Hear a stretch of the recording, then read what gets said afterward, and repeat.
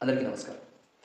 ఈరోజు 4 విషయాలతో మీ ముందుకు ఈ వీడియోని తీసుకొస్తున్నాను. దయచేసి అందరూ స్కిప్ చేయకుండా వినండి. మొదటగా తల్లిదండ్రుల ప్రేమ. ప్రస్తుత కాలంలో తల్లిదండ్రుల ప్రేమ చాలా ఎక్కువైందనమాట.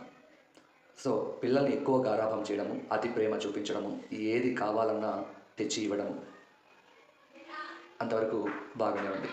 కానీ ఈ విధంగా మనము పిల్లలపై ప్రేమ చూపించడం వల్ల భవిష్యత్తులో వాళ్ళకి ఎలాంటి ఆపదలు ఎదురవుతాయనేది కొంచెం గమనిస్తే, మనము కష్టపడినంతగా పిల్లలు కష్టపడకూడదు అనే ఉద్దేశంతో వాళ్ళపై గారాబం చూపిస్తున్నాం. అయితే ఈ చిన్నతనంలో వాళ్ళకి కష్టం విలువ తెలియకుండా మనం పెంచితే, తర్వాత ఏ సమయం ఎలా వస్తుందో మనం అంచనా వేయలేం. అలాంటి సమయాలలో వాళ్ళు అంటే ఆపదలు వచ్చిన సందర్భాలలో, ఆపదలు అంటే కష్టాలు వచ్చిన సందర్భాలలో వాళ్ళు నిలదొక్కుకోవాలి అంటే వాళ్ళకు ఆ విలువ తెలియాలి.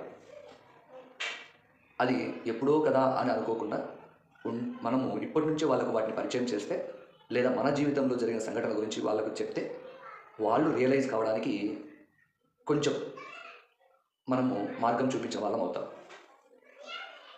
తర్వాత రెండవది మాట వినకపోవడం. ఈ మాట వినకపోవడం అంటే చెప్పిన మాట చెప్పింది చేయకపోవడం, చెప్పినట్టు నడుచుకోకపోవడం. ఎందుకు నడుచుకోలేదు అనంటే దానికి కూడా కారణం తల్లిదండ్రులే. మనం గారాబం చేయడం వల్ల ఆ గారాబాన్ని వాళ్ళు లోకువగా తీసుకొని, మనం ఏమి చేసినా తప్పు కాదులే అనే ఉద్దేశంతో వాళ్ళు అడ్వాంటేజ్గా తీసుకున్నటువంటి దాన్ని మనం రియల్ లైఫ్లో యూజ్ చేసుకుంటున్నారనమాట. ఏమి చెప్పినా వినకుండా పోవడం. తర్వాత మూడవది మొబైల్. దీని గురించి ప్రతి ఒక్కరూ చెప్పేది. మొబైల్కి అడిక్ట్ అయిపోయి కనీసము ఈరోజు ఇప్పుడు చెప్పింది నెక్స్ట్ మినిట్ కూడా గుర్తుంచుకోలేకపోతున్నారు అంటే కారణం ఏంటి అంటే, అనవసరమైన విషయాలకు మన మెమరీని యూజ్ చేసుకొని అవసరమైన విషయాలను మాత్రం వదిలేస్తున్నారు. కారణం ఏంటంటే మొబైల్. దీని గురించి ఎంత తక్కువ మాట్లాడితే అంత మంచిది.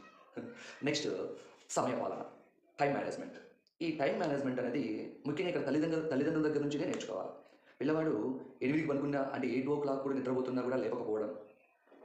సో వాడు ఎప్పుడు వాడు అంటే పిల్లవాడు ఏ టైంకి నిద్రపోతున్నాడు అనేది గమనించకపోవడం, ఏ టైంకి లేపాలి, యాక్చువల్గా తనంతకు తానే లేస్తాడు. ఎలా లేస్తాడంటే అలవాటు పడాలి. అలవాటు పడాలంటే అలవాటు చేయాల్సింది మనమే.